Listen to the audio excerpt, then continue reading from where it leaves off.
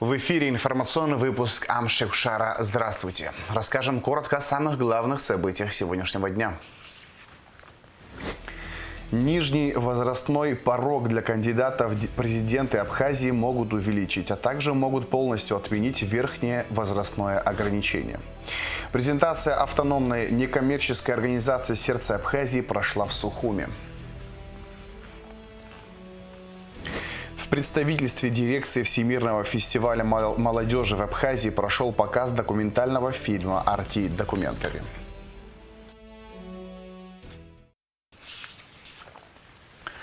Нижний возрастной порог для кандидатов в президенты Абхазии могут увеличить с 35 до 45 лет, для кандидатов в депутаты с 25 до 33. Соответствующие поправки приняты парламентом Абхазии в первом чтении. Изменения также предполагают полную отмену верхнего возрастного ограничения для кандидатов в депутаты парламента, которое ранее составляло 65 лет. Также предлагается изменить нижний возрастной порог для депутатов в местные собрания Абхазии с 25 до 28 лет. На очередном заседании сессии парламента депутаты рассмотрели 15 вопросов повестки дня. Подробности в репортаже Гугуцы Вардани. Во втором чтении одобрены изменения в закон о порядке рассмотрения обращений граждан. Теперь право на официальное обращение в государственные органы и органы местного самоуправления будет предоставлено как физическим, так и юридическим лицам. Новый порядок рассмотрения обращений станет обязательным для всех государственных структур и должностных лиц, за исключением случаев, когда специальное законодательство устанавливает иной порядок.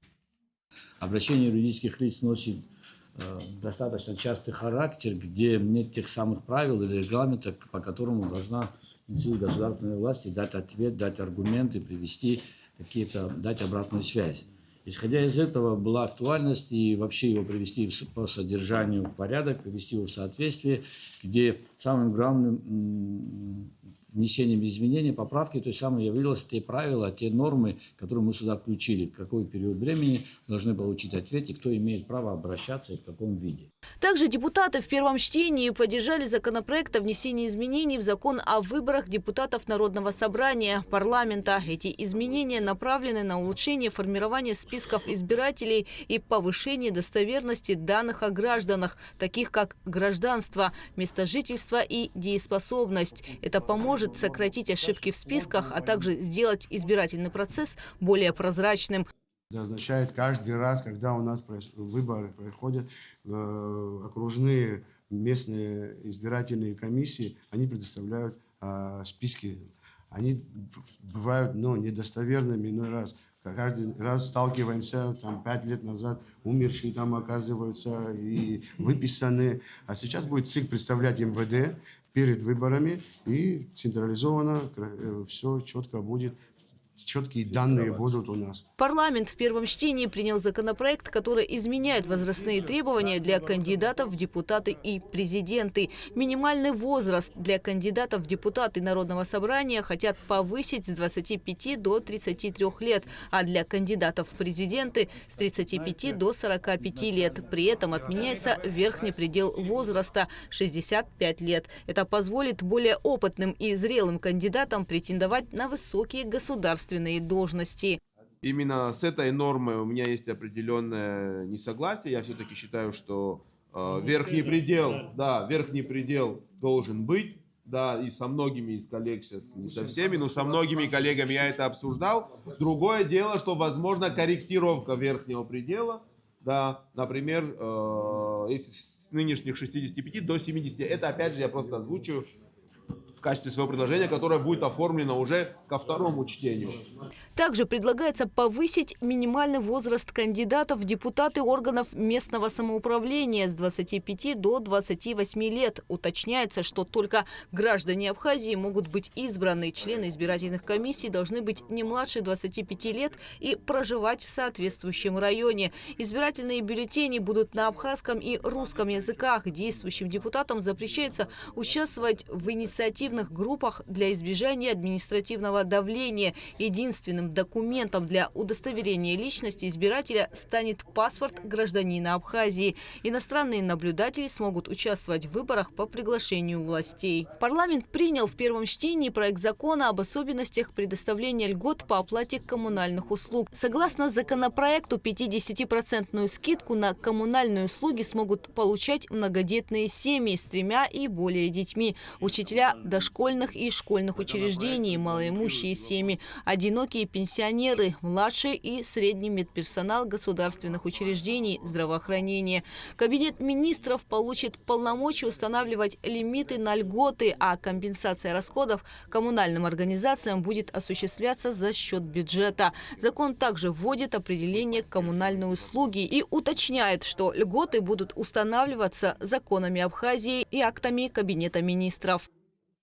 Статистически, сколько этих людей, именно подходящих под категорию 50% льготы, все это есть. Также на комитете присутствовал министр финансов и министр экономики. И все вопросы необходимые, которые должны были прозвучать, прозвучали, и ответы тоже. В принципе, мы очень конструктивно подошли к этому вопросу.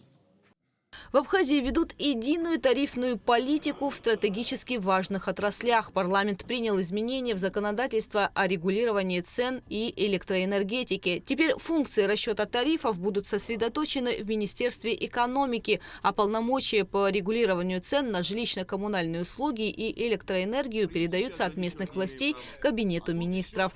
В этом законопроекте мы говорим, Кабинет министров утверждает стоимость. И когда он будет видеть реальные тарифы, а он сегодня их не видит, будет смотреть, это большая социальная нагрузка или маленькая. При большой социальной нагрузке он будет понимать, какой объем тарифа сегодня возможно запустить, который будет максимально обеспечивать ведомство или отрасль, и не погубив ту или иную ведомство. Парламент Абхазии принял поправки в закон о налоговой службе, которые устанавливают четкий порядок проведения налоговых проверок центральным органам, ответственным за налогообложение. Внесенные изменения также касаются уточнения наименований налоговых органов, что позволит устранить существующие противоречия с действующим законодательством. Также депутаты внесли изменения в закон о Кабинете министров, чтобы он соответствовал текущей структуре правительства. Эти изменения помогут сделать термины более понятными и устранить противоречия в законах, что должно улучшить работу государственной системы. День учителя, который отмечается 5 октября, официально стал праздничным рабочим днем в Абхазии. Депутаты парламента приняли соответствующие поправки в закон о праздничных и памятных днях. Гугуца Вардания, Рамо Камке, Абхазское телевидение. Депутаты Народного собрания во главе со спикером Лашей Ашуба осмотрели участок набережной, где идут археологические раскопки. Руководитель работ, историк Халик Габели, ознакомил их с ходом работ. На месте были обсуждены возможные варианты сохранения объекта. На территории Сухумской набережной обнаружены уникальные исторические объекты. 3 крепости, принадлежащие римской эпохе 1-4 веков нашей эры. Как говорят археологи, это место в свою эпоху являлось крупным экономическим центром, что подтверждают обнаруженные сотни и тысячи элементов керамики, в частности черепицы, а также фрагменты хозяйственной керамики, амфоры и монеты. Мы понимаем, что есть планы, по которым мы должны были благоустроить чуть ли к началу лета. Но случилось так, что при самом начале работы были раскрыты крепостные сооружения римского времени. Несколько крепостных сооружений. Ну, несмотря на то, что в 50-е годы здесь проводились работы, но эти работы тогда не были доведены до конца. Я думаю, в ближайшее время будет принято решение о финансировании этих работ. Понимаю, что это большие деньги, надо сказать, но оно стоит того, потому что нам нужно сохранить наши памятники для будущего поколения. В Абиги открылась третья абхазская историко-археологическая школьная конференция. В рамках конференции школьники выступят с докладами по истории, этнографии, археологии Абхазии, а также отправятся на экскурсию по Сухумской крепости. Организаторы Абиги при поддержке Министерства просвещения и представительства Россотрудничества в Республике Абхазия. Директор Абиги Ардашуба отметил, что с каждым годом интерес к археологии и истории растет и появляется все больше интересных докладов. Каждый раз границы расширяются, и каждый раз темы становятся еще более интереснее. И каждый раз мы наблюдаем, что любовь к истории, к археологии растет. Вы в последнее время видите у нас в Сухуми на набережной, какие раскопки проводят, какие замечательные. Это ваши сверстники, они копают, занимаются, изучают. Значит, это отрадно. И вы, будущие студенты, будущие ученые, спасибо, что проявляете интерес, проявляете к нашей истории археологии. Это замечательно. Работы по модернизации электросетевого хозяйства и оснащения абонентов приборами учета продолжаются в Сухуми. Ход работ проинспектировал министр энергетики Батал Мушба. В настоящее время работы ведутся в нескольких многоквартирных домах нового района Сухума, а также в массиве Гумыста. Специалисты проводят замену силовых кабельных линий и обновляют внутриподъездное оборудование. В рамках мероприятий устанавливаются новые щиты и приборы учета электроэнергии. Жильцы домов, где модернизация сетей и установка счетчиков уже завершены, отмечают значительное улучшение напряжения в сетях. Для ускорения темпов работ количество задействованных специалистов было увеличено. Презентация автономной некоммерческой организации «Сердце Абхазии» прошла в Сухуми. Культура, образование и социальная поддержка – основные направления, которыми будут заниматься новая организация. Мероприятие собрало депутатов парламента и городских собраний, представителей профильных министерств, экспертов некоммерческого сектора и общественных деятелей. О целях и задачах «Сердца Абхазии» в материале Айлиты Арутюнян. Возглавила новую некоммерческую организацию Мактина Джинджоля. Она же является учредителем. «Сердце Абхазии» будет заниматься тремя основными направлениями – образованием, культурой, социальной поддержкой. В рамках направлений поставлено множество задач, среди которых выбирали 5 основных. Мы хотим стать мостом между государством, обществом, некоммерческими организациями и бизнесом.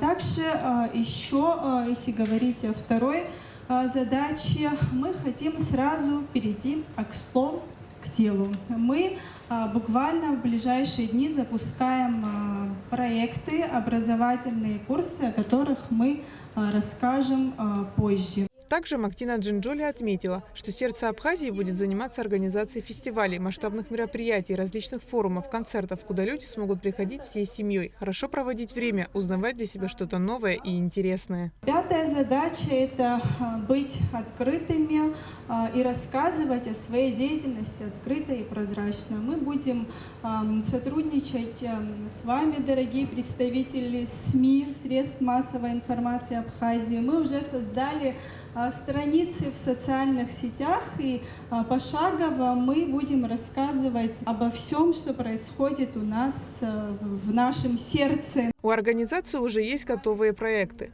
Курс по ораторскому мастерству «Искусство зажигать словами», представленный Мактиной Джинджоля, и курс «ИИ у тебя в кармане», где слушатели научат пользоваться потенциалом смартфонов на полную мощность, от генерации медиаконтента до автоматизации рутинных задач. Этот проект представляет Екатерина Лиховецкая, заместитель директора фонда «Сердце Абхазии». Я в течение этого курса дам очень много инструментов, и каждый, кто запишется на курс, увидит трансформацию. В первую очередь он сможет сравнить себя с тем, кем он начинал при записи курса, и через 2 месяца он увидит реальную трансформацию. Учитывая ту тенденцию, что мы с вами живем в быстро развивающемся мире технологий, искусственного интеллекта и инженерии, нам необходимо обладать какими-либо знаниями, базовой системой о том, что вообще представляет из себя технологии искусственного интеллекта, почему они нужны в нашей жизни и, в принципе, как с этим жить и пользоваться. Завершением встречи стал анонс рубрики «Мария Зурабовна отвечает», названной в честь племянницы директора. В рамках этого проекта дети от 3 до 10 лет будут рассуждать на общественные и философские темы. Маленькие зрители, превратившись в участников рубрики, внимательно слушали вопрос и отвечали на сцене без подготовки. Какое самое часто повторяемое слово ваших мам? Иди кушать. Иди кушать, значит, мама вкусно готовит. Да, конечно, Мишка. Чтоб купаться. Купаться, это очень важно. Давайте поддержим деток. Такая инициатива призвана добавить деятельности организации человечности и напомнить, что за всеми проектами «Сердца Абхазии» стоят интересы будущих поколений. Айлита Арутюнян, Шазина Ханагу, Аджамбул Чхапилия, Абхазское телевидение. Заседание Единого штаба помощи Донбассу прошло в Национальной библиотеке имени Папаскир. На мероприятии была предложена кандидатура Вадима Мироненко, председателя международной организации «Доброволец» в Общественную палату Абхазии. Организация объединяет ветеранов и волонтеров, добровольцев Крыма, Донбасса, участников СВО. В рамках заседания состоялась церемония вручения наград. За защиту Республики Крым Руслан Хаджимба и Олег Джатиев были награждены Георгиевским крестом второй степени. Было 2 кандидата от нашей организации, в итоге я иду сам, потому что я уже был в палате, вот Низам Хасанович не даст соврать, и было сделано много тем составом, я не умеряю ничьи заслуги, но тем составом было сделано очень много. Мы неоднократно оказывали совместную помощь вместе с палатой туда, где нужно. Мы помогали и в Республике Абхазия тем самым людям, которые нуждались в этой помощи.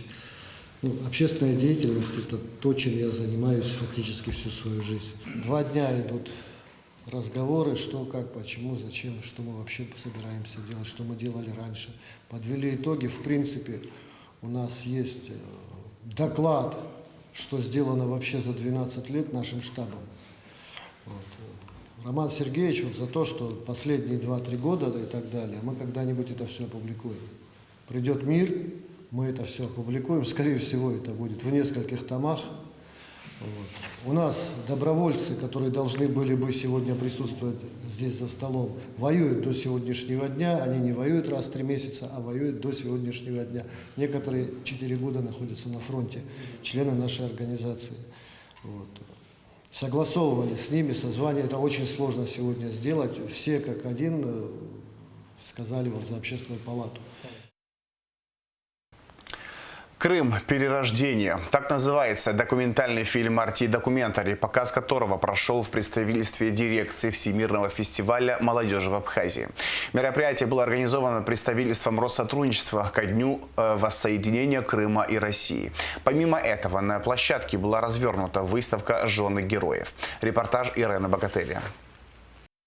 18 марта 2014 года – крайне значимая дата для жителей Крыма и России. В этот день по итогам референдума, на котором большинство жителей проголосовали за возвращение в состав России, был подписан договор о принятии Республики Крыма и Севастополя в состав Российской Федерации. В этом фильме была и предыстория вхождения Крыма непосредственно в состав России, и непосредственно ее современное состояние в настоящее время. Было приятно, что молодежь активно реагировала при просмотре на современные подходы к развитию территории, потому что в некоторых вещах Крым и Республика Абхазия похожи. Не только морем единым, да, но и также теми точками развития, которые есть. Да, это тот же самый аграрный сектор, это туризм. Документальный фильм «Крым. Перерождение» подводит итог 10-летней жизни республики в новом статусе, показывает масштабы изменений на полуострове и развитие инфраструктуры, новые дороги, энергосистемы, больницы, школы и туристические объекты, а также демонстрирует исторические кадры с масштабных столкновений между участниками 2 митингов, предшествовавших референдуму. Это шоу, это феерия было, это слезы на глазах, обнимания, целования. Митингов, хождение с огромными флагами России. Это трудно передать. Да надо прочувствовать было. Выдохнули по-настоящему, когда референдум прошел, когда стало ясно, что все, и когда подписан был указ, когда появился документ о том, что Крым является частью России, вот тут стало понятно, что все, назад дороги нет. Это было чувство как бы второго рождения. Помимо показа фильма, на площадке была организована выставка «Жены героев», в которой собраны фотографии и письма жен, матерей и дочерей героев СВО. Это выставка в поддержку семей, тех родственников, жен, в первую очередь матерей, сестер, которые ждут своих героев дома и являются такой надеждой для ребят, кто находится в зоне специальной военной операции, что их ждут дома, действительно поддерживают, как бы не было тяжело здесь.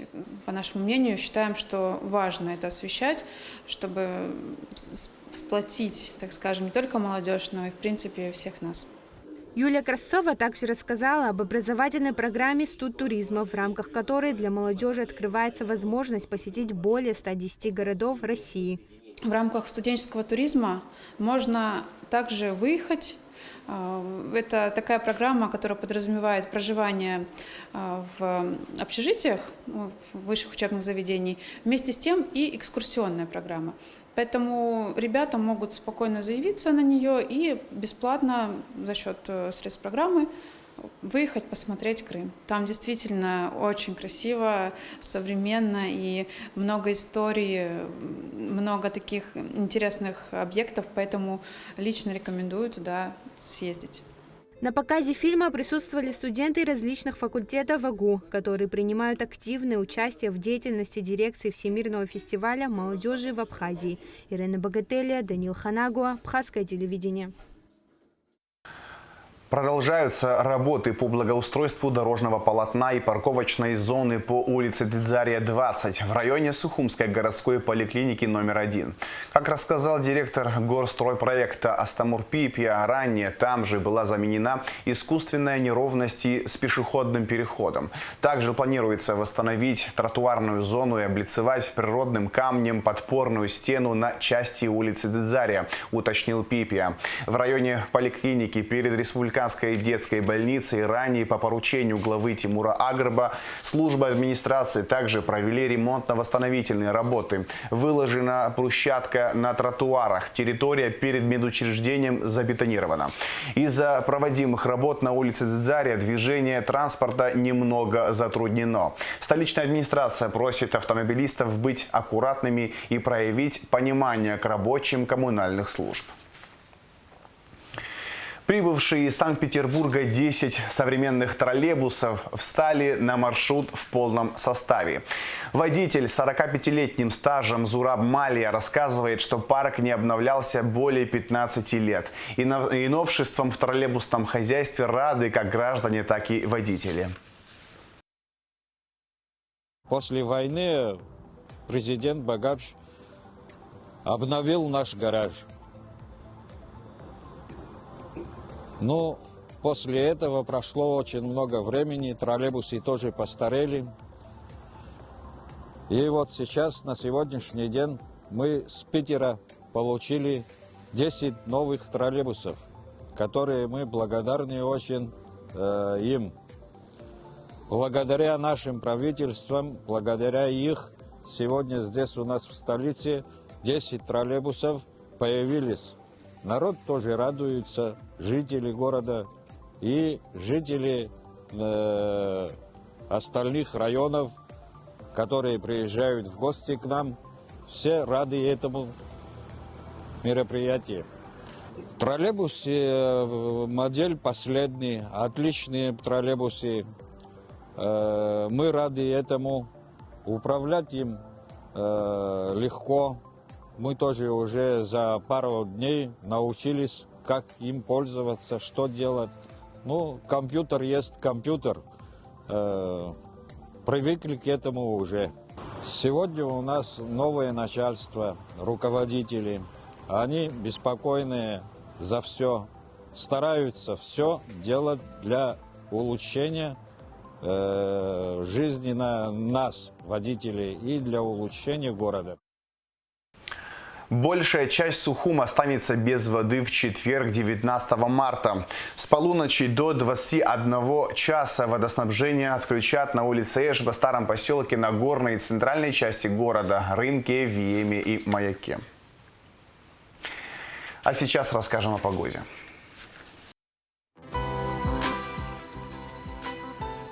В четверг, 19 марта, в Абхазии не ожидается осадков. Температура воздуха ночью 2,7, днем 15-20 градусов тепла. Температура морской воды плюс 10 градусов.